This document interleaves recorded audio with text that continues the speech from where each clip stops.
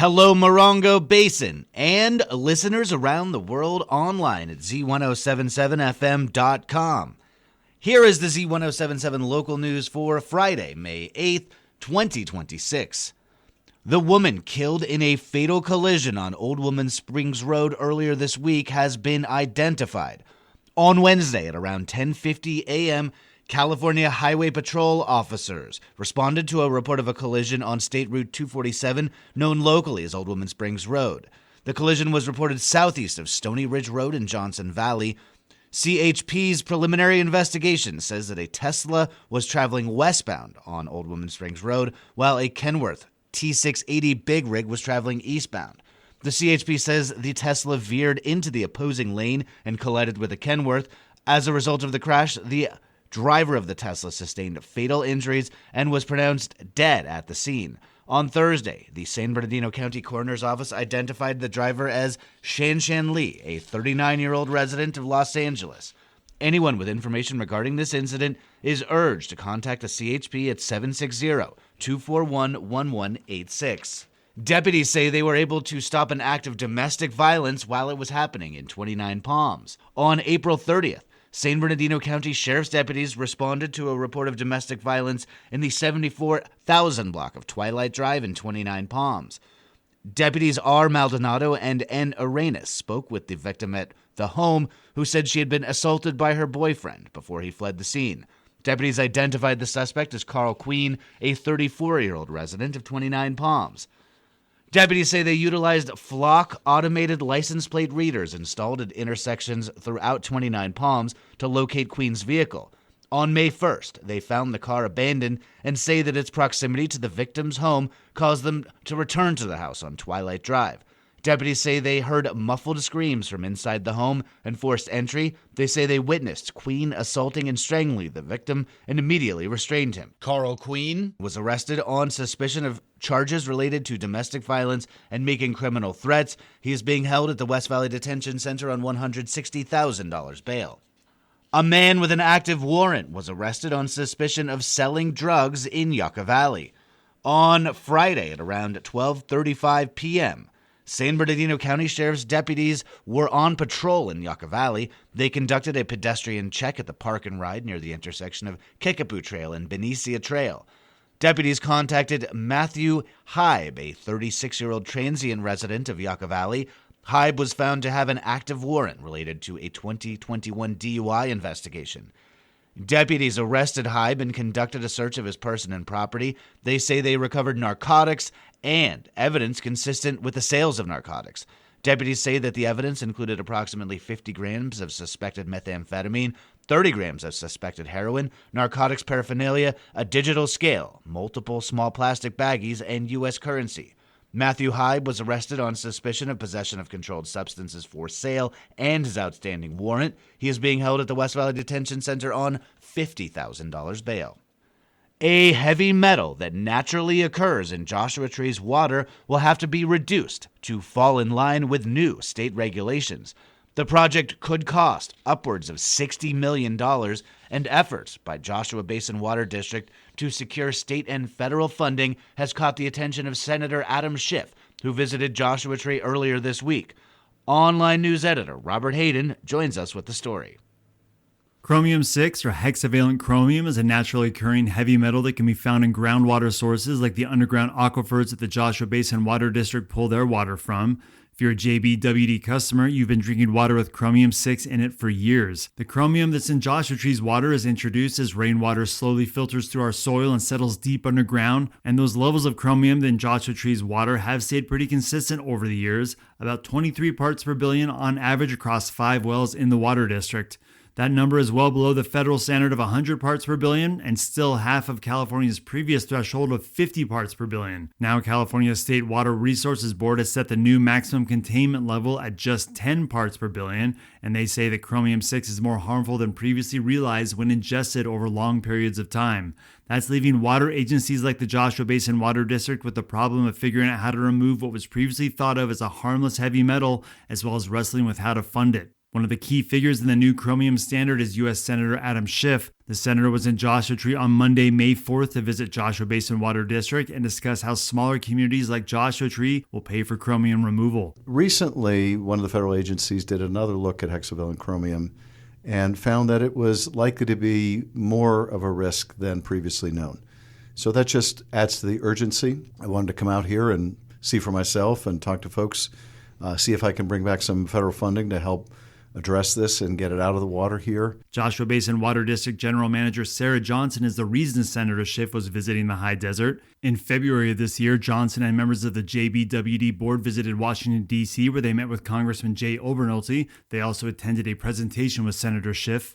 I took the opportunity amongst myself to chase him down the hall and let him know some of the challenges that we have facing us when it comes to chromium. We got to explain our story and, that we're a small district in Joshua Tree, that we serve roughly 5,700 customers over this very expansive area of 96 square miles, and that we're impacted by Chromium-6 regulations, and the cost to our customers is going to be extremely high. He was pretty wide-eyed about that and said, I want to come to Joshua Tree. Did you literally chase him down the hall? Yeah, I didn't go all the way to Washington, D.C. to not meet him or the other legislators for that matter.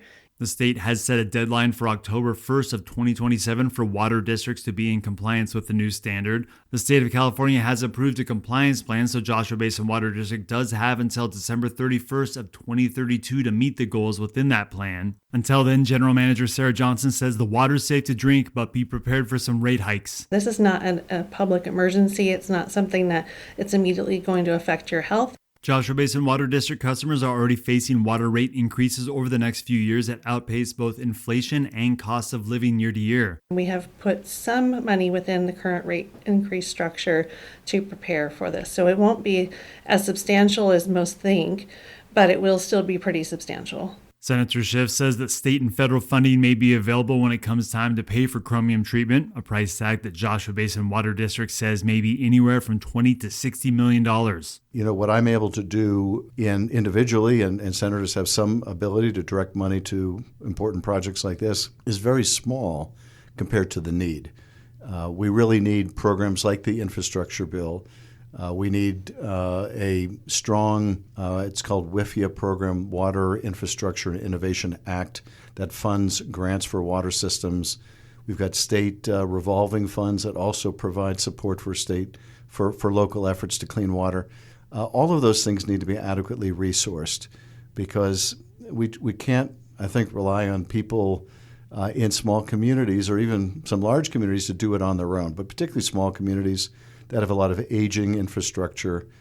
It just isn't feasible. It's not economical. The costs would be prohibitive. So I think clean water is a right, and we need to make sure that everybody has that right. You can find a longer version of this story with sources for everything mentioned. That's at our website, Z107.7fm.com. Reporting for Z107.7 News, I'm Robert Hayden. Copper Mountain College is hosting a conference about artificial intelligence, large language learning models, and their use in education and careers. The college's 2026 Institutional Learning Outcomes Conference is called AI and Community, Co-Creating Our Future, and students, teachers, and community members are invited to participate. The conference will feature a keynote address by Cheryl Strauss-Einhorn of the S.C. Johnson School of Business at Cornell University. The conference will feature conversations and discussions on AI, ethics, and the future, interactive spaces for creativity, reflection, and community connection, art displays, and even cosplay. Come have a dialogue with the community about the future at Copper Mountain College's AI and Community Co-Creating Our Future event happening tomorrow at the school's Bell Center. The event begins at 9 a.m. and runs throughout the day. You can find the full schedule at a link in this story at Z107.7fm.com. Set loose the hounds, because the Woof Walk is happening tomorrow. The Woof Walk is the Joshua Tree No-Kill Shelter largest fundraiser. They are a nonprofit shelter in Joshua Tree dedicated to finding homes for dogs, cats, and other animals. They are currently working to add new shelter structures to their facility, and the Woof Walk is a great way for you to get involved. Saturday's primary event is the Woof Walk, which is a parade of pooches through Essig Park beginning at 11 a.m. The suggested registration donation of $20 goes directly to the No-Kill Shelter. Shelter board members Robin and Mimi joined Cody and me on the morning show to discuss the rest of the event and explain why it's important. You're going to see so many things. I mean, there's so many local vendors, tarot card readings, face painting for kids. We have a great DJ, Buck Mild. He does the Red Dog line dancing. He's going to be carrying the whole day. Line dancing with your pets or without. Just a lot of fun stuff, a lot of great food. We got the Desert Baked. What else, Mimi? We have Tiny Pony coming in for the adult beverages. Yep. 3 or 4 different trailer-type foods. And then we have great rescues coming, and that's important. Animal Action League's going to be there. We have Save the Meow Meows. Oh, yeah.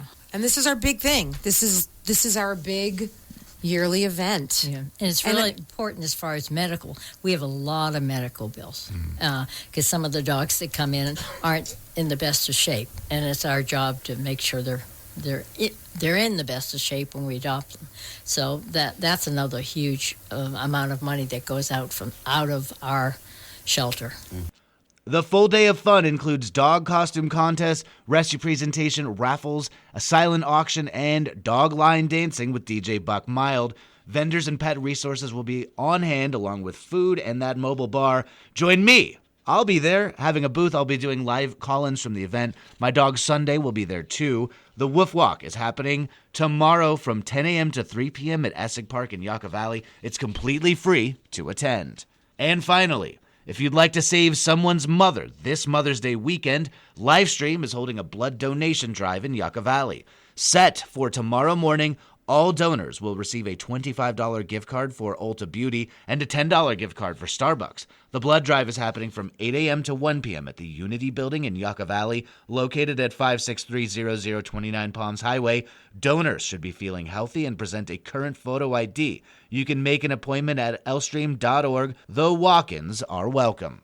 That's our local news. Hear local news 7 times a day, 7 days a week at 7, 8, 9, noon, 4, 5, and 6. If you hear about news happening, let us know. Email us at tips@Z107.7fm.com. Reporting for the Morongo Basin News Leader, the award-winning Z107.7 Local News, I'm News Director Jeff Harmatz.